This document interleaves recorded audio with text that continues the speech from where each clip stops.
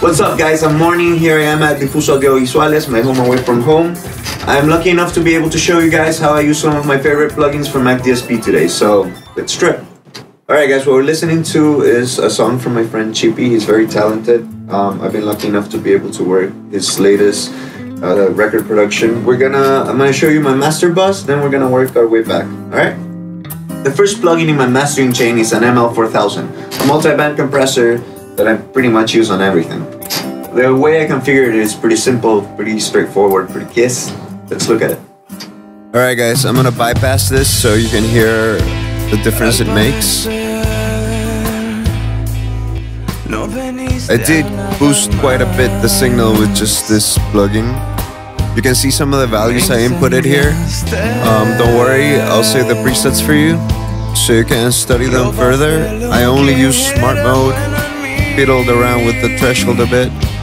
Now we're gonna change to the preset I started off from so you can hear what kinda gave me the idea of what I wanted to do.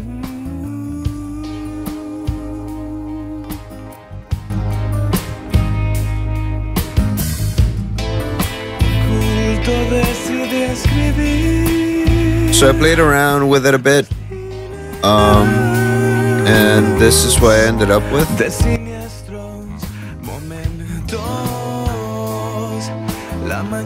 All I did was look through the presets and find one that kind of sounded like I wanted it to, and then I fiddled with it until I got it sounded just the way I wanted.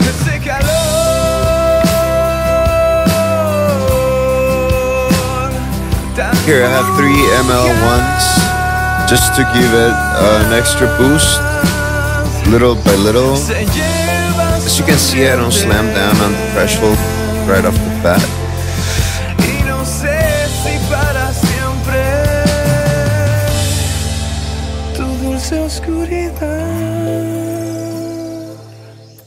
I'm sure that some of you are gonna laugh about how I go about setting up my plugins, but truth be told, we're already living the 21st century, and Colin and his people have done such a good job at giving you presets that you can work from to create your own sound, that why not do it? Alright guys, now I want to show you my drum bus. I recorded this drum track with my friend Alejandro Vega. He's a great producer, great drum player. We recorded this in a very live room right here with hardwood floors and a lot of room mics. We wanted a very open and organic sound for the drums, which was very easy to achieve taking into consideration how we recorded the drums and the plugins we had at hand. Starting at the drum bus, you can see I have my classic ML4000. I started off with a preset called Drum Big 1.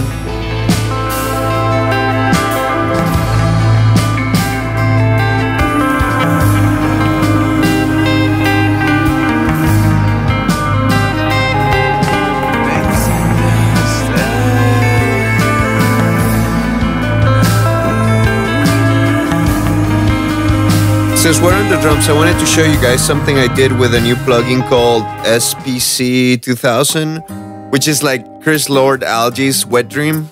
It's a plugin that lets you configure between 2 and 4 compressors, whichever way you like, in parallel, in series, any combination between. I started off with a preset called Double Parallel, and fiddled with it to get this.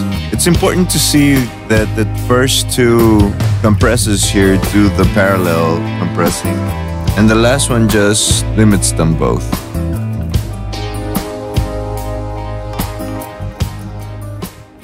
I really love this plugin because of its versatility, its quickness, and its light footprint on the system's resources. The time you save in routing is invaluable.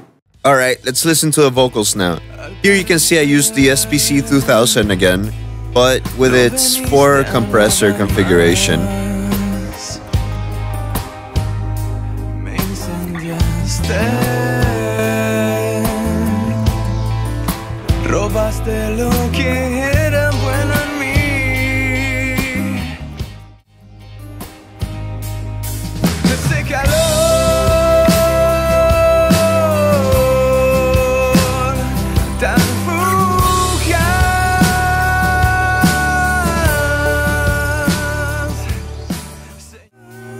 On this vocal, I also used this new plugin called AE400. I started off with a preset called Male Box 1 and worked my way to this. It was my first time using it, so I really loved the fact that I could use it to create a parody between the verse vocals and the chorus vocals frequency-wise.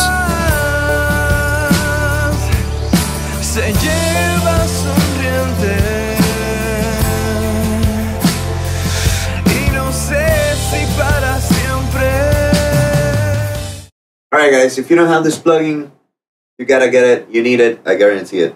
This active EQ filters out frequencies based on their dynamics. In other words, forget about ever having to automate an EQ line again. Yeah! Alright, since we're talking about EQ and filters controlled by dynamics, I want to show you the NF575 and the DE555 I used on this vocal.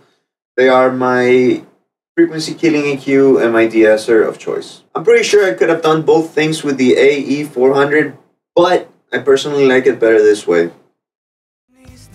On the NF575, I have an itty bitty cut of 7 decibels at 424.41 hertz and an old school classic high pass filter.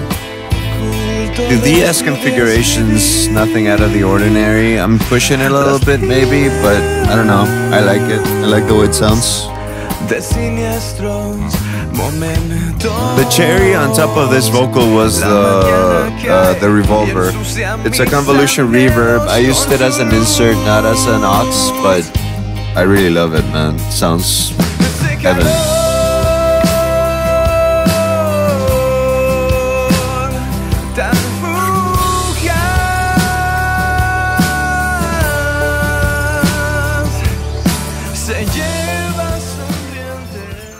As an audio engineer in an audiovisual production company, my everyday work takes me all the way from being very creative to being very business-minded. Whether it's inside or outside the studio, on my own workstation or on somebody else's, whether it's in a film overdub or on DJ mix set, McDSP plugins give me the flexibility and the power necessary to keep my clients happy, my work constant, and my bills paid. So, yeah. Alright guys, like Dave says, I hope you got something out of that. In the description you can find the links to the presets I use. I would love for you guys to make your own videos on how you use your McDSP plugins and use them to respond to this video. See you soon.